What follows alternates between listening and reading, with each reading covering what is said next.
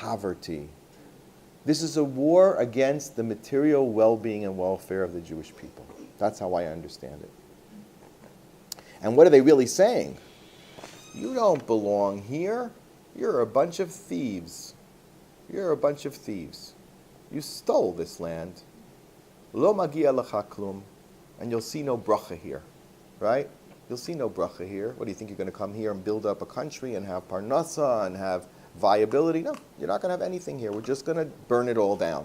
We're going to destroy it all. Yet they don't have it. When they did have the land, they didn't have success with development. No, they never will. And they never will.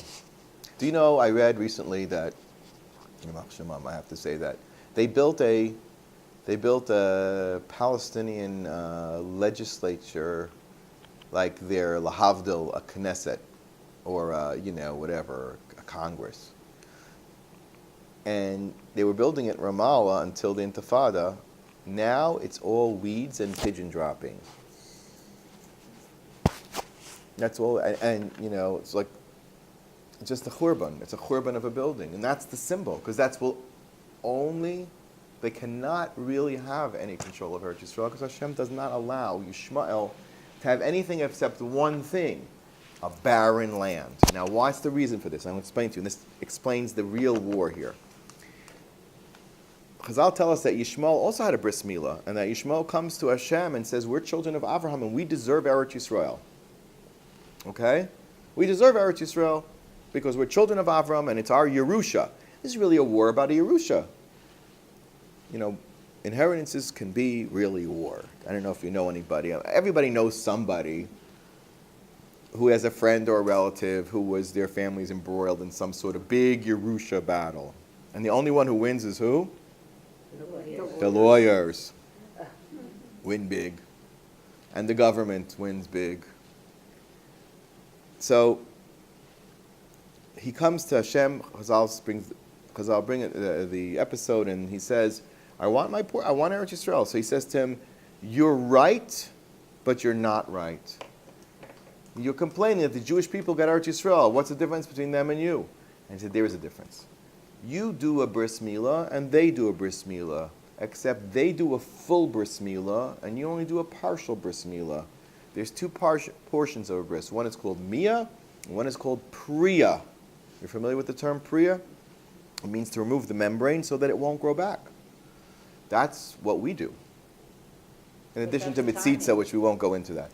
That's a different thing. Well. What's that? Oh, and we do it at the 8th day, right? Whereas they'll do it, yeah.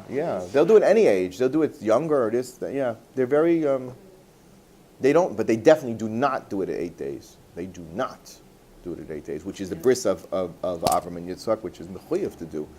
They have a din of b'nei keturah. I think we once spoke about this. There actually is such a halacha that identifiable children of Hagar, who's the mother of Yishmael, right, and whose children were a hybrid between Yishmael and Mitzrayim, because Yishmael married a woman just like Hagar, who was the princess of Mitzrayim, right?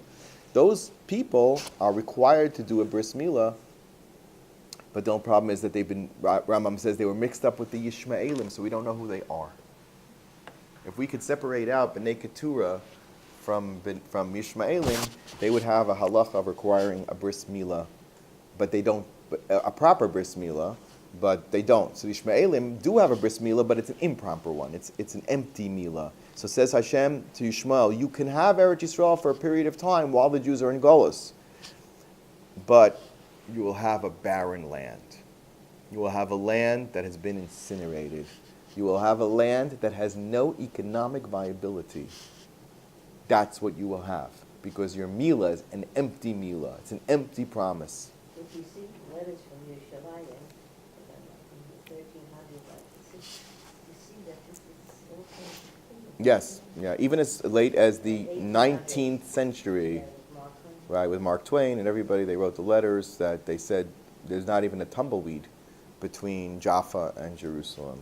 So that was that. Now, when my husband's chavrusa was studying to be a Moel, he came to Eretz Yisrael, and they didn't have any opportunity to practice, so we practiced on the Arabs. Sure. So I don't know how many of them are walking around okay. As long as they don't think they're Jewish, that's the problem. But there was a 400-year period. And the Jewish people were supposed to be in Galus how many years? Really, how many years was the original Galus that we were decreed? It says in Bereshis. It says it by Bris Ben Abisar. What? 400 years. And there's a 430, but then what that 30 is not so clear. But in Bereshis, it's 400 years. So some suggest the Ottoman Turks, who were Muslims, Ishmael, and they want Eretz Yisrael back in the worst way, by the way. Only this guy, Erdogan, sees himself as the revival of the Ottoman Empire that owned Eretz Yisrael. They were the last owners of Eretz Yisrael prior to the British, right? How many years were they in power?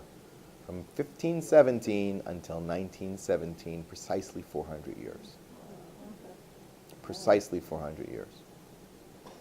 And some say that was a kiyum of that galus. Some say it was actually 1,000 years. And that 1,000 years goes back to the Muslim conquest. The Muslim conquest when there was first, not the very first Muslim conquest, because it was the one that was Suleiman the Magnificent, the one that was connected to the Rambam, from that time.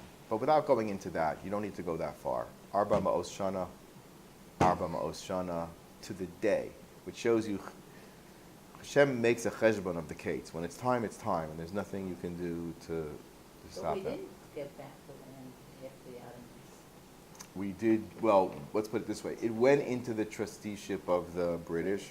Some make a cheshbon of exactly 1,000 years till 1967, from the year 967. Yes, that there was Ishmael. Of course, it went back and forth a little bit between them and the Crusaders, but for all intents and purposes, the Ishmaelim were in charge for at least 1,000 years, approximately 1,000 years. So. Where does this 1,000 years come in? What's it say? Oh, because there's a cheshbon. I'll tell you, I can give a separate shiur on that, which is very interesting, but I don't want to get to, of course. But there are makoros for 400 years, makoros for 1,000 years. Some count from 1917, some count from 1967. Trust me, it's a whole thing. So now, who are these people, the Midyanites? They are Yishmaelim. Hence, what they really want to do is get Eretz Yisrael back. But since they can't get Eretz Yisrael unless it's destroyed, they destroy it. And that's how they can control it. Because they cannot control a land which is anything but burnt and barren. Because they're Yishmaelim. They knew that then? You say about conscious or what happened. There's always spiritual forces and symbolisms that are going on. And the reality, if you scratch below the surface, you've got to scratch a little bit below the surface. The Psukim tell us a very strange thing, that they just, torched the field. Yashchisu es hayavol haaretz. Why would you do that? Why would you just burn down good produce? I mean, it doesn't make any sense. It's like They did this. the hot houses. They did the same thing. Exactly. When they got the hot Exactly. houses No one outside. understands why, but that's what they did. But Yitzchak and Eliezer, they stuffed up the wells, and they were going to... Right. Exactly. Well, those were. Well, anyway, a destroyed land is what they wanted to see. So a Navi comes. And guess who that Navi is, according to Chazal? First of all, who was the hero that would stand up from the Jewish people and save the Jews from the Midyanites, this bitter 7-year war, which is, by the way, Shoftim Perek Vav, Zayin, Ches, and Tes, 4 prakim of Shoftim. It's a big deal. Gidon. And who was the Navi that approaches Gidon? He didn't know he was a Navi. He just thought he was a person. It says, Vayishlach Adonai ish Navi el b'nei Yisrael. I'm sorry, it's 2 things. An angel comes later, and they didn't know who the angel was, but here we knew it was Pinchas, none other than Pinchas. Once again, Pinchas. Of course it's Pinchas. He is the expert on Milchemes Midyan. He has the PhD in Milchemes Midyan. You go to a professional. You don't entrust it to a rookie. And he says, Hashem is going to send you help. You're going to get Eretz Yisrael. Don't worry. Okay? Vayavo Malach, and after Pinchas a Malach comes. That's so interesting because we usually associate Pinchas with who? Also, Eliyahu Hanavi, who is known as in our days as a Malach who will come and appear to people. A Malach appears, and he finds someone that he wants to talk to, Gidon. Chovet chitin bagat. What is he doing? Making bread. What else? This is all about bread. It's all about parnasa. Why was he hiding it in a gat? A gat is where you make wine. Why was he threshing wheat where you make wine? Lahanis mipnei Midyan, because he was running away from Midyan. If Midyan knows that you're making bread, they're going to come and come and destroy it. And he speaks to him and says, comes the time for Yoshua. No, 1 second. So listen to what Gidon says. The Malach says to him, Hashem imcha gibor hachayo. You're going to be the one to save everybody. Right? And he says back, Bi Adoni, excuse me, sir. V'yesh Hashem imanu, Hashem is with me? Or with us? Lama matzasanu kol zos, then why is all this going on? All these terrible things. V'ayei kol niflo osav, asher sipru lanu oseinu. Where are all your miracles that you promised us? You took us out of Mitzrayim. V'atar atashnu Hashem v'yidnenu b'kaf Midyan. Hashem has given. What was it all worth? You took us out of Mitzrayim but delivered us into the hand of Midyan. So the Malach says to him, that was great. Bravo, bravo, bravo. Thank you. You're jealous for the Jewish people. B'kochacha zeh. With this taina, you're going to save the Jewish people. Because this person truly cares. He's angry. Why did it go this way? You want to be angry at Hashem? As long as you're in favor of the Jewish people, you're hired. Hashem is a big boy, lahavdil. He can take it if somebody's mad at them a little bit. He's looking for someone who cares, who's in pain over the pain of Klal Yisrael. That's the qualifications for the job. As we said last week about even Dasan and Aviram, right? They said, we care about the suffering of the Jews. Okay, they're called Kruei Moed. They're great, wonderful leaders and heroes. Oh, Gidon, you feel the pain of the Jewish people? Then you're my guy. Now, Gidon needs a sign. Oh, wait a second. So Gidon says, wait a minute. I want to make sure I'm hearing you, and I want to make sure this is real. Let me bring you a carbon. Of course, what else? Gedi izim kemach matzos. When do you eat matzos? So it was on Pesach. Who comes on Pesach, on the Seder night? Eliyahu Hanavi. So Eliyahu Hanavi, it's the Seder, come. Got some matzah for you. I guess there was no wine available. And he brings him a carbon, and what happens? Of course, whoosh, it gets eaten up by fire up to Shemayim, and now he knows that this is all real. But again, it was, according to Chazal, actually the day after the Seder, after the first day of Yom Tov. It was on the second day of Yom Tov where we bring what mitzvah do we have on that day? Sviras ha-omer also, and we're preparing for Shavuos and the Shtei ha-lechem. This is really, and Shavuos were nidon al ha-tavua. This is all about money, parnasa, lechem. And he makes a sign. And the sign is, he takes out a fleece. If you remember the story, he takes out a shorn woolen rug. The fleece of a freshly shorn zone. Which again, that's the time where people experienced and shared their wealth, right? You have to, Reishis HaGez, you have to give from the gez, from the wool to the Kohen. If you remember the story about Naval and David HaMelech. That's another story about Binyamin Narayim, where in Rosh Hashanah he's shearing his sheep, and David comes and says, "Share with me your bounty, your wool." Wool is one of the great commodities of Eretz Yisrael, right? Lechem, and then semer. What are you gonna eat? Food, clothing. You have food, but you got to wear something. You got to wear something, right? You need clothing. And he says, "This is my test," and he puts it out in the field. And Bekitzer Nimrods, what's the test? Whether it got soaked with tal or didn't get soaked with tal. Remember the Siman? Tal's Geshem. Geshem is Tal. Tal is Parnasa. It's all about Parnasa. It's an unbelievable thread. If you follow through the story, that's what maybe my added value, that I can give you, is just to thread the string through all these Maimorim and say, this is the battle for survival in Eretz Yisrael. And guess who comes? Midyan, Amalek, B'nai Kedem. Amalek and the B'nai Kedem are our greatest detractors. And what do they always say? B'nai Kedem includes who? Who came from Artzos B'nai Kedem? Bilam. Who was killed in Milchemes Midyan? Bilam. What was he doing there? He came to collect his schar, as we said, for the 24,000. What is Amalek doing there? They are the ones who are the makatrigim of the Jewish people, say that they do not deserve Eretz Yisrael and they do not deserve Parnasa in Eretz Yisrael. Why? Now this is a little bit deeper. The Parsha of Amalek appears next to a mitzvah in the book of Dvarim.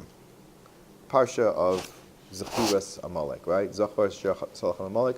What's immediately prior to that? The laws of just weights and balances. Hin tzedek, meaning cheating in business. You cheat in business, you're going to get Amalek. Why? Amalek's taina about the Jewish people is that they are thieves and they are dishonest. Jews are dishonest. This goes all the way back to Shakespeare, right? Jews are thieves. They've stolen the land of the 7 nations. They've stolen the birthright from Esav Edom. 2 different complaints, but the same thing. They got rid of Yishmael, the real heir of Avram Avinu. They keep cheating and stealing their way to success, and we have to be done with them because they're unethical. Now, Bilam is an amazing thing. Bilam, who is another permutation of a previous individual known as Lavan. The Chazal say that he was the same person. The master sorcerer, right, who was into Tuma and witchcraft and sorcery and wizardry, was Lavan. That's the Truffim that Rachel steals because she knows if he's got his equipment, we're all in trouble. What do the Midianites bring to Bilam so he can put the whammy on Klal Yisrael? They bring him all kinds of ksamim. They bring him his equipment, the equipment that was taken from the house of Lavan by Rachel.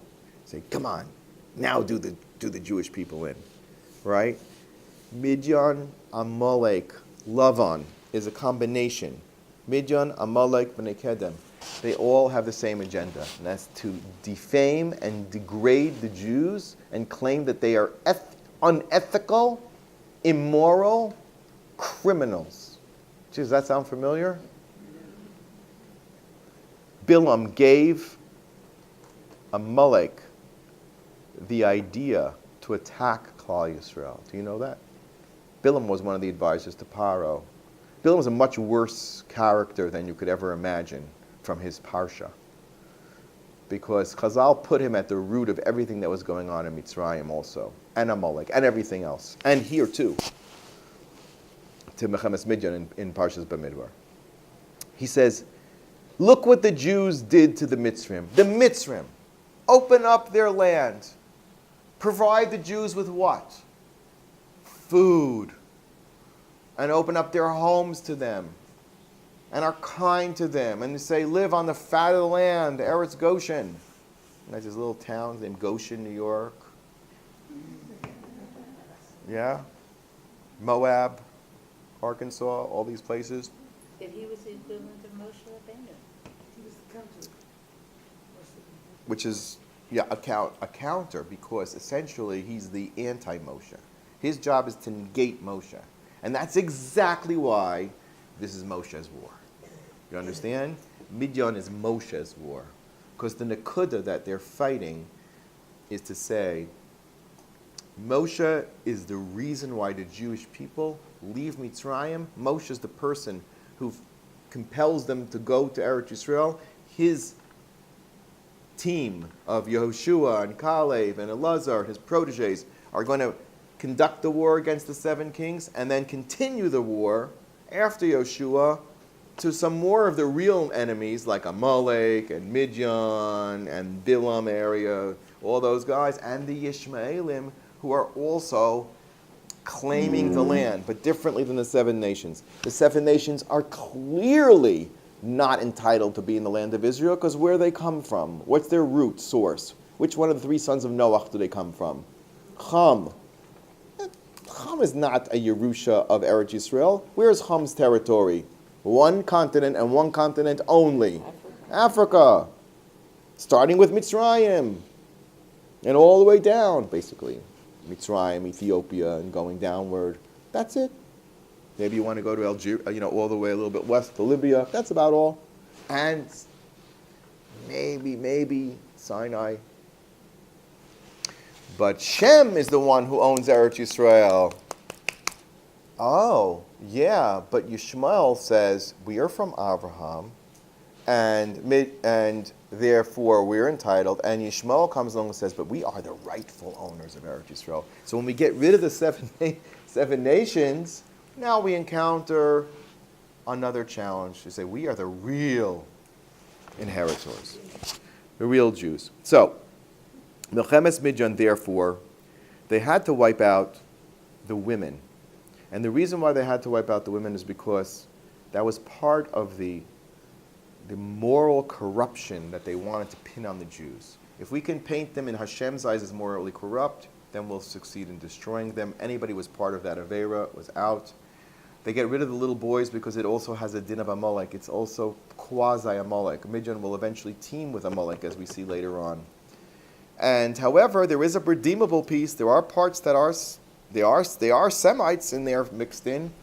So therefore, we can redeem the little girls, and hopefully something good will come out of them, just as they did from Ammon and Moab. So it's a hybrid milchama. Why is this important? The Jewish people stepped up to the plate and showed Moshe Rabbeinu that they were worthy of these challenges. By doing away with Sichon and Og, they had a taste of what it meant to destroy the 7 nations, right? Because they were the protectors of the 7 nations. By doing away with Midyan, they had a taste of the next round, which would be embodied by Gidon, right?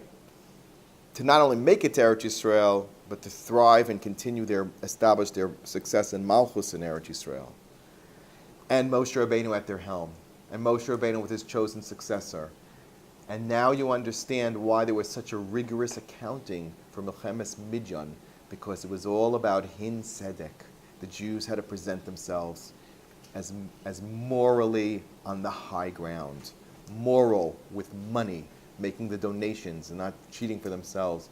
Moral with not sinning. There was not one Yefas Tohar in that war. Nobody took a wife for themselves, not one. In fact, they took the women's intimate jewelry and gave it as a korban to Hashem. They thought maybe afterwards the women could become Giora. Moshe said, no, you're supposed to kill them. But they didn't even have a thought. And if they did have a thought, they did a kapara on it. They proved their mettle. They were successful. They showed that they could control their taivos. They showed that they could be rigorously honest. They showed that they could follow the word of Moshe Rabbeinu and follow with Yoshua. They passed the test.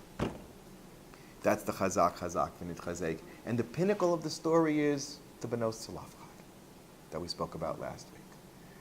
They too end up doing what? Marrying their cousins so that their portion of land, which they're rightly entitled to and they could have taken it anywhere, remains within the context that there's no contest about it, there's no strife about it, there's no inheritance battles, there are no lawyers involved. It's only that door, though, wasn't it? That they had to marry within that shape. That's correct. But that was a necessary, if you could join within the team of high integrity. That's why today Our biggest battle is only the battle for the moral high ground. And that's what's going on in Gaza, and that's what's going on everywhere. That's what's been going on for hundreds and hundreds and thousands of years. We have to daven to Hashem that just like at the end of Bamidbar, Chazak v'Nitzchazek will be proven to be morally worthy, and that we should flourish in Eretz Yisrael in the face of all our enemies. Right.